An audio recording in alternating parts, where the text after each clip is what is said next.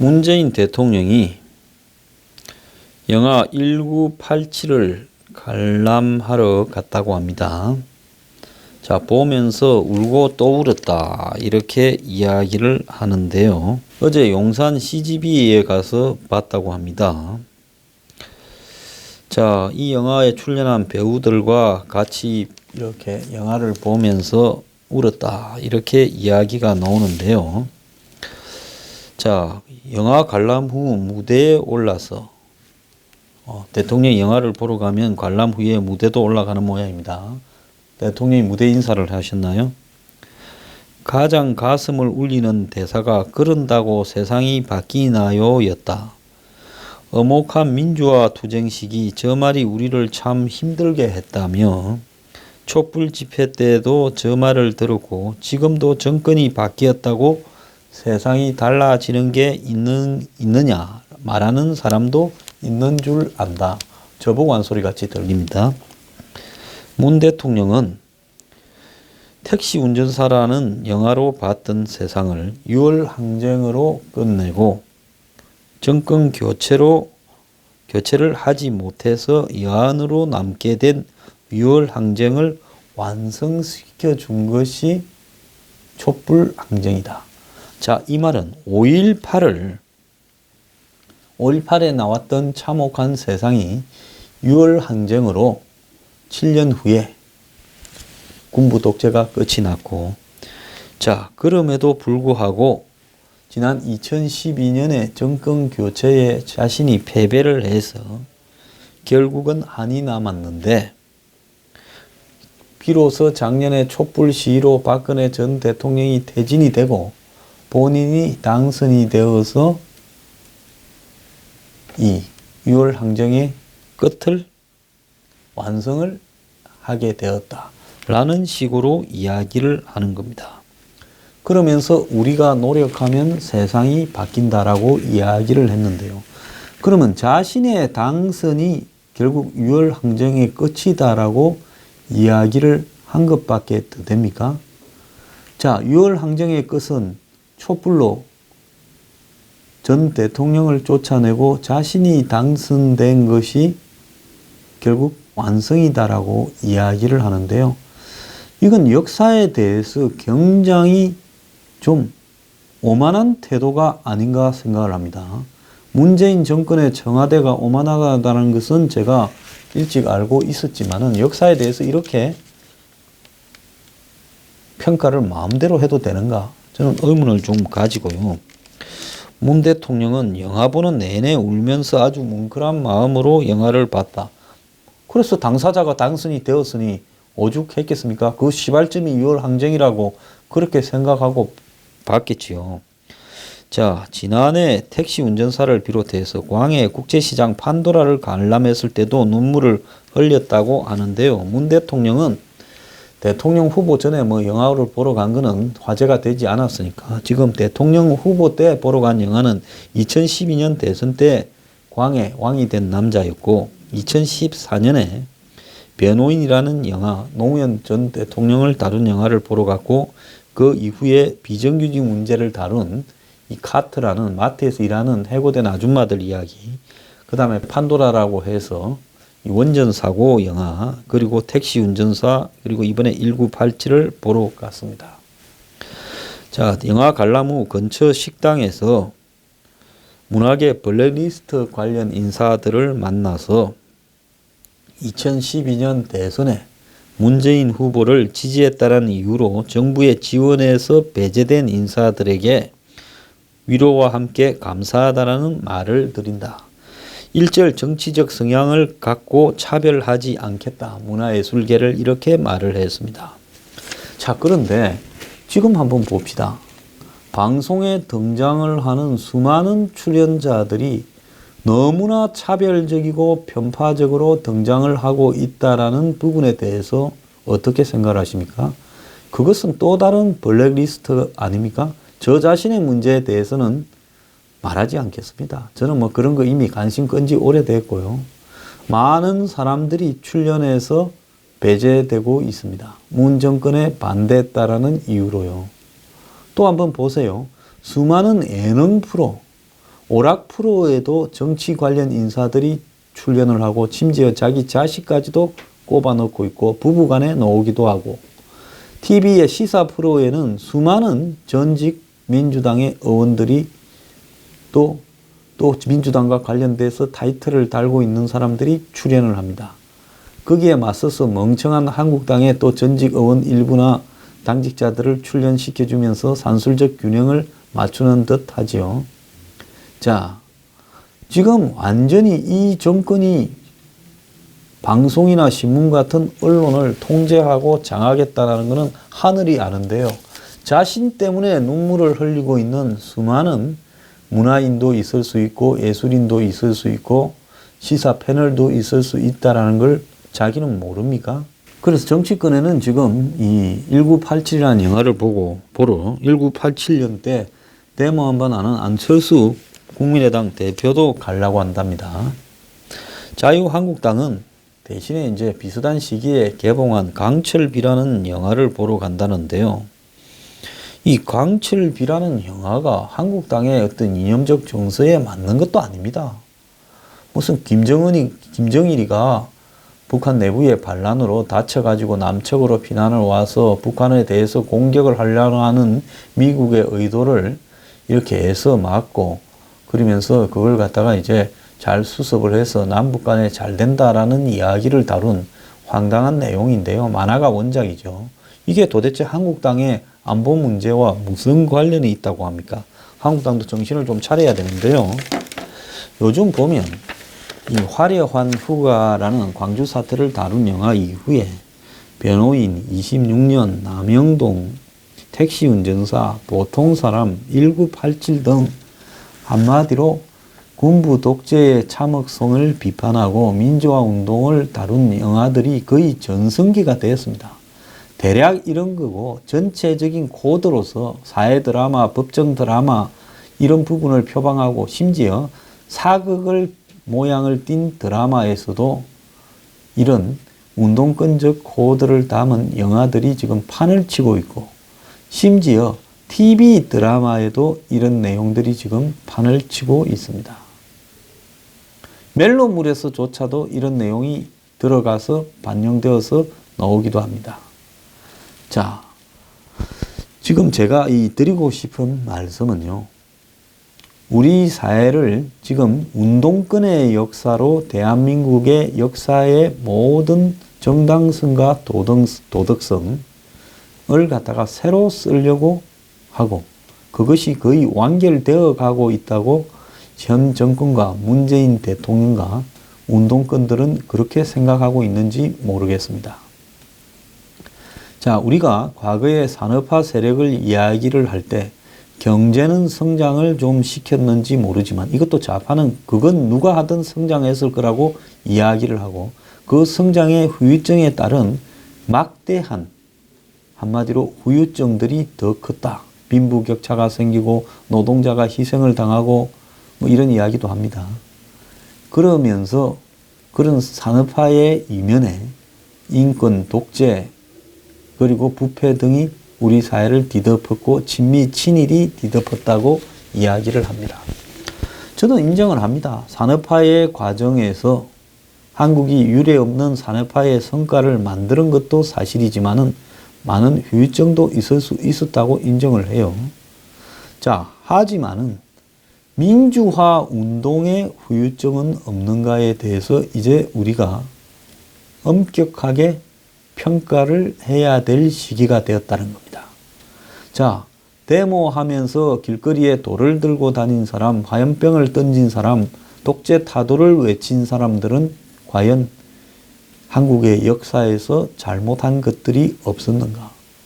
그 민주화 운동을 했다, 학생 운동을 했다라는 것이 완전히 정가의 보도처럼 평생을 살아갈 수 있는 떳떳한 훈장인가에 대해서 저는 문제를 제기하고자 합니다. 여기 앞에 있는 저도요.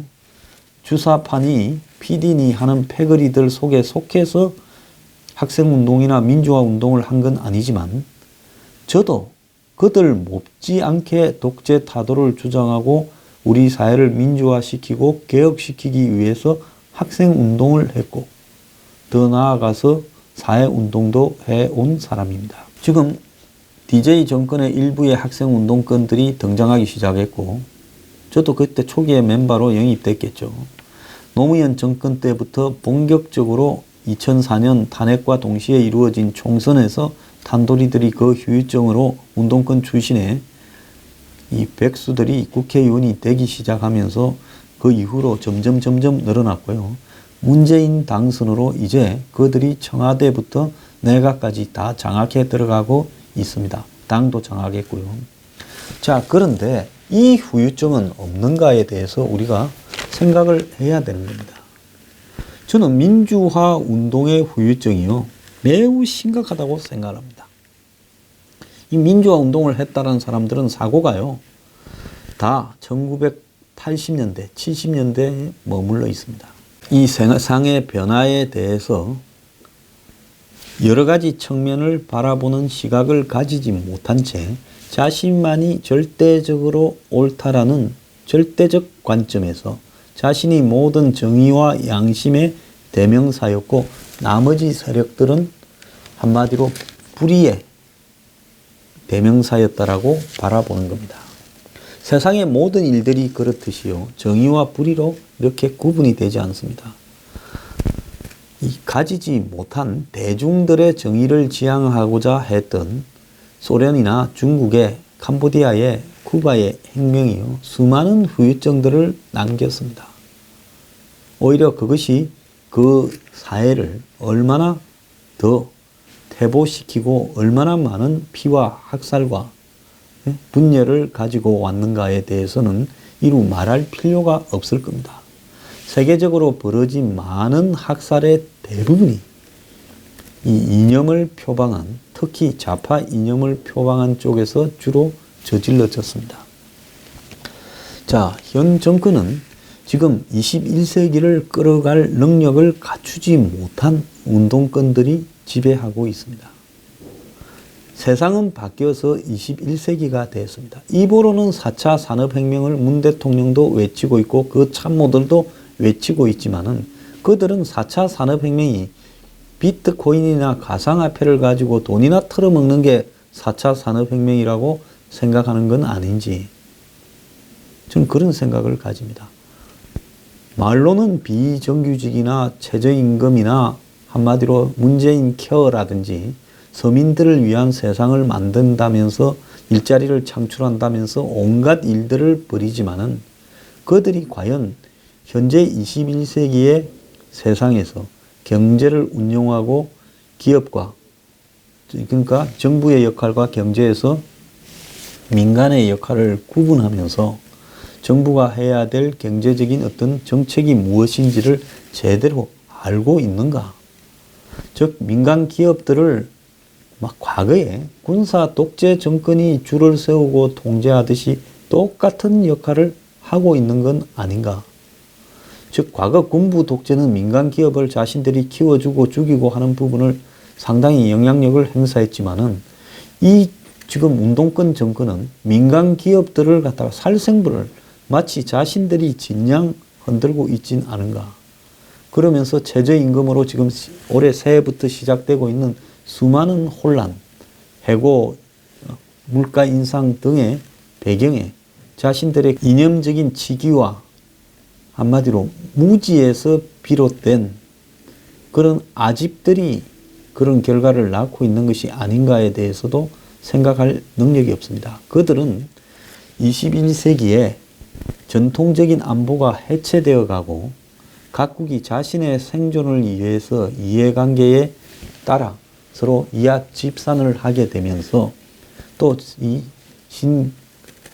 신자유주의나 글로벌주의가 무너지면서 각국들이 1, 2차 대전 사이 때처럼 보호무역으로 회귀해 가고 무역 장벽, 환율 장벽, 더 나아가서 인종 간의 민족 간의 장벽을 더 세우는 쪽으로 가게 되는 경향을 이해를 하고 있는가. 그리고 유럽과 미국이 전부 다 극우와 경향을 띠는 파퓰리즘이 득세해 가는 부분은 이미 지금 2차 대전 이후의 경제, 이 자유시장 경제의 어떤 한계들이 도달을 했고 거기에 따른 여러 가지 사회적 불만들이 지금 2차 대전 직전에 파시스트들과 같은 그런 현상으로 그 나라들을 뒤덮고 있는 게 아닌가. 여기에서 무역으로 먹고 살고, 그 다음에 이 중국이나 북한, 러시아라는 이런 강한 비민주적 국가와 대치해야 되는 한국의 입장에서는 누구와 동맹을 해 갈 것인가. 그리고 경제를 성장시키기 위해서는 현 단계에서 쓸 수 있는 카드가 무엇인가. 이런 부분에 대한 기본적인 이해를 이 운동권 정권들이 하고 있는 것인가. 못하고 있다고 봅니다. 그들은 그저 적과 동지를 나누는 이분법. 거기에서 정의와 불의가 나누어집니다. 그리고 내 사상은 옳다라는 교조주의적인 부분, 그리고 바뀌는 세상에 대한 이해를 거부하고요. 80년대 때부터 가진 약자를 돕는다라는 생경한 이념적인 노선에 이렇게 기반을 해서 경제와 복지와 사회를 다 바라보는 시각, 이런 수준으로 이 나라를 끌고 가고 다스리겠다고 합니다. 그러니까 적폐청산으로 적과 동지를 나누면서 저 난리를 떨고 있고, 지금 내던지는 모든 정책들은 한마디로 현실과 동떨어진 파퓰리즘으로 지금 흐르고 있죠. 그리고 모든 국가의 예산과 조직과 사람을 다 우리들이 마음대로 할 수 있다라는, 한마디로 전무후무한 권력을 마음대로 휘두르고 있습니다. 자, 과거에 민주당 정권이 집권했을 때 그래도 한국의 그 이전에 군부 정권이나 보수 진영의 지도자들에 비해 크게 떨어지지 않는 노하우를 가졌다라는 김대중조차도 자신이 5년을 집권하면서 여러 가지 부패나 또 국가 통치에서의 어려움을 드러냈습니다. 저는 야권에서 김대중이 가진 노하우나 테크닉, 경험 등은 다른 사람에 비해서 상당히 뛰어났다고 봐요. 야권의 인물 중에는요. 그런 김대중조차도 자기 집권 기간에 임기 말년에는 당에서 총재직을 탈당하면서 여러 가지 어려움에 시달렸습니다. 그래서 정권 창출을 못 하려다가 정몽준 단일화를 끌어내면서 겨우 억지로 정권 창출을 했죠.